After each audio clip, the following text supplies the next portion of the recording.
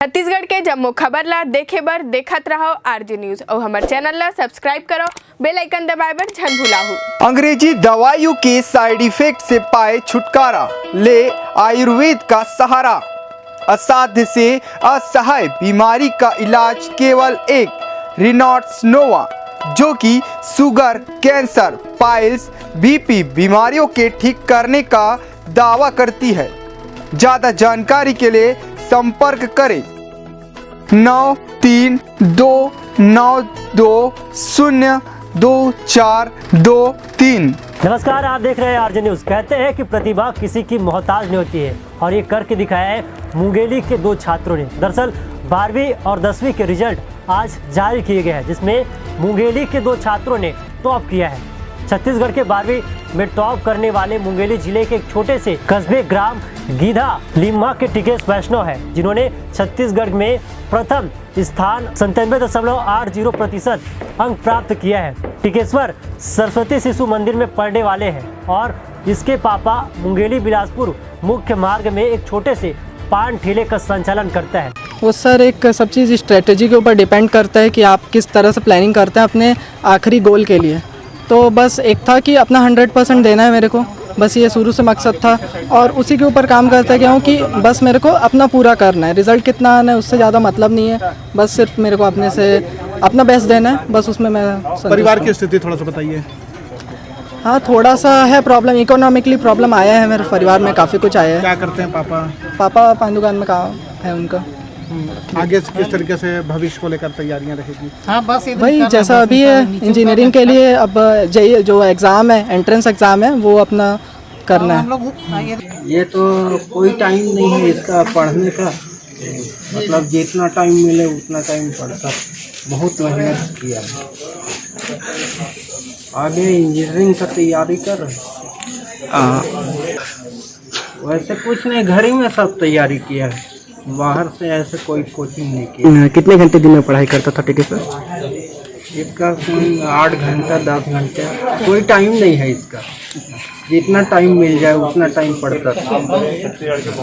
और कक्षा 10वीं में प्रथम स्थान प्राप्त करने वाली प्रज्ञा कश्यप है। छत्तीसगढ़ में 10वीं कक्षा में 100% अंक प्राप्त किए हैं। प्रज्ञा एक छोटे कस्बे ग्राम छलौना के निवासी है, जो एक शासकीय स्कूल शासकीय उच्चतर माध्यमिक विद्यालय जरहा गांव में अध्ययनरत है।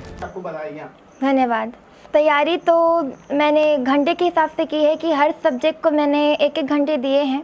तो स्पेशली कहना चाहूँगी कि अगर आप कंसिस्टेंस हो के अगर आप हर दिन 6 घंटे आप अगर 6 सब्जेक्ट को देते हैं तो आसानी से अच्छे नंबर आप ला सकते हैं। क्योंकि आपने इतिहास रचा है 100 में 100, तो तैयारियां जो शुरुआती तौर पे तैयारियां होती हैं पढ़ाई की, तो किस तरीके से रूपरेखा आपने तैयारी की थी पढ़ाई के लिए? मैंने लास्ट ईयर की गर्मी की छुट्टियों में सब तैयार कर लिया था कि इस तरह से पढ़ने वाली हूँ करके।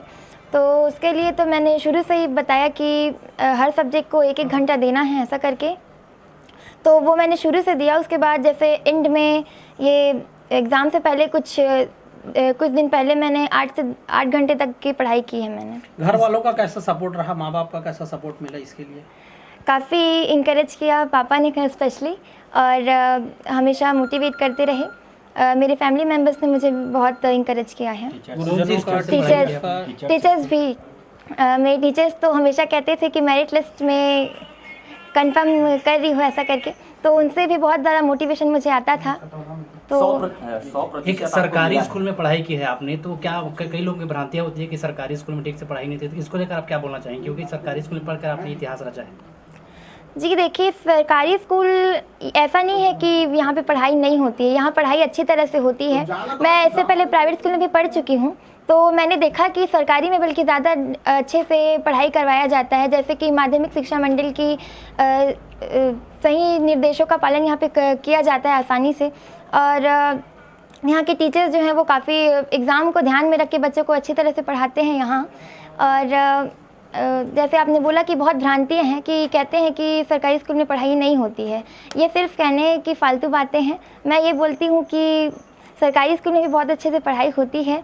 मैं खुद सरकारी स्कूल से बिलोंग करती हूँ, तो ये मेरे पापा भी गवर्नमेंट टीचर हैं। अवगत करा दूं। हाँ। अच्छा, इसका पूरा प्रेस किसको देना चाहेंगे आप? पूरा श्रेय सबसे पहले तो ईश्वर, मेरे पेरेंट्स, मेरे फैमिली मेम्बर्स और मेरे टीचर्स को देना चाहूँगी मैं। बाकी लोगों के लिए क्या कहना चाहेंगे आप जो आगे 10वीं की पढ़ाई करेंगे, या उनके लिए क्या कहना चाहेंगे, किस तरीके से तैयारी करेंगे? वो भी अपना एक शेड्यूल निर्धारित कर लें, एक टाइम टेबल बना लें, उसके हिसाब से वो पढ़ाई करें। और ऐसा नहीं कि एक दिन पढ़ लिए दूसरे दिन छोड़ दिया। मैं बोलूँगी कि अगर आपने डिसाइड किया है टाइम टेबल तो उसका बखूबी पालन करें और कंसिस्टेंसी देकर पढ़ें तो आप आसानी से अच्छे नंबर ला सकते हैं। भविष्य आपका प्लानिंग क्या है फिर आगे? अब मैं अपने फ्यूचर में IAS ऑफिसर बनना चाहती हूँ। अभी तो खैर मैं मैथ्स लेकर पढ़ना चाहती हूँ। अभी ये है आपकी बेटी है, मैं चाहती हूँ मेरी बेटी छत्तीसगढ़ में पूरी तरह से टॉप आए हैं और मैं ईश्वर को दुआ करती हूँ ईश्वर से कि वो मेरी बच्ची की हमेशा सहायता करें। पापा के अलावा एक मम्मी है आप, तो आप भी कहीं ना कहीं उनकी पढ़ाई में सपोर्ट करती रही होंगी। नहीं, मेरी बेटी सब कुछ कर लेती थी, मैं कुछ नहीं कर रही। उनके पापा जो है वही करवाते। और कुछ बोलना चाहेंगे बच्चों के लिए? अच्छा महसूस कर रही? मैं अच्छा महसूस कर रही हूँ। मैं बहुत अच्छा महसूस कर रहा हूँ। सबसे पहले तो आप लोगों को धन्यवाद, ईश्वर का धन्यवाद, सभी स्नेहीजनों का कृपा रहा जो मेरी बेटी आज अपने नाम के साथ मेरे नाम को भी छत्तीसगढ़ में और भारत में संभवतः मैं समझ रहा हूँ कि 100% अभी तक कोई 10th और 12th में लाए नहीं है, तो मेरा नाम भी और मेरे पूर्वजों का नाम भी ला दिए। साथ ही साथ मैं ये संदेश देना चाहता हूँ कि मेहनत कभी निरर्थक नहीं जाता। अगर रणनीतिपूर्वक व्यवस्थित रूप से अगर मेहनत किया जाए तो मेहनत का परिणाम सार्थक होता है, क्योंकि कहा गया है कि सुखद वर्तमान के नींव पर ही अविस्मरणीय भविष्य की इमारत टिकी होती है। तो आप व्यवस्थित रूप से तैयारी करिए, मेहनत करिए, मेहनत का परिणाम सार्थक होता। स्कूल के अलावा घर में किस तरीके से आप लोग तैयारी में सहयोग करते थे? प्रज्ञा शुरू से ही, मेरी बेटी तो सफलता की पराकाष्ठा है, इसमें दो मत की बात नहीं है। मैं शुरू से आश्वस्त था कि ये 1 जुलाई से, बल्कि मैं कहूँ कि 9th के रिज़ल्ट के बाद 30 अप्रैल के बाद ये शुरू से ही 2019 से 30 अप्रैल 2019 के बाद से 10th का थोड़ा अध्ययन ये शुरू कर दी थी। और बाद में जैसे ही स्कूल इनका प्रारंभ हुआ, व्यवस्थित रूप से इन्होंने पढ़ाई शेड्यूल के हिसाब से प्रारंभ की। कई बच्चे जो मायूस हो जाते हैं रिजल्ट को लेकर, उनको लेकर कुछ बोलना चाहेंगे आप? नहीं, ये इसमें रिज़ल्ट में मायूस नहीं होनी चाहिए, हताश नहीं होनी चाहिए, क्योंकि हम जो चीज़ जानते हैं उसको कभी कभार हम व्यक्त नहीं कर पाते, वो अलग बात है। लेकिन हम जानते रहते हैं, उसको लिखित रूप में रिटर्न में नहीं दे पाते, इससे हताश नहीं होनी चाहिए। मेहनत करनी चाहिए, मेहनत सार्थक होती है, कभी न कभी उसका परिणाम निकलता है, मेहनत व्यर्थ नहीं जाता। ग्रामीण परिवेश और सरकारी स्कूल में पढ़कर जिस तरीके से आज कामयाबी हासिल की है, कहीं ना कहीं ये पूरे छत्तीसगढ़ नहीं बल्कि देश में गौरवान्वित करने वाली बात है। इसको लेकर क्या? मैं तो ये समझता हूँ कि स्कूल कोई भी हो, अगर वातावरण अच्छा हो, वातावरण मिले, बच्चे को अवसर मिले, तो आराम से कर सकते, जैसे मेरी बच्ची ने कर दिखाई। छत्तीसगढ़, प्रज्ञा कश्यप।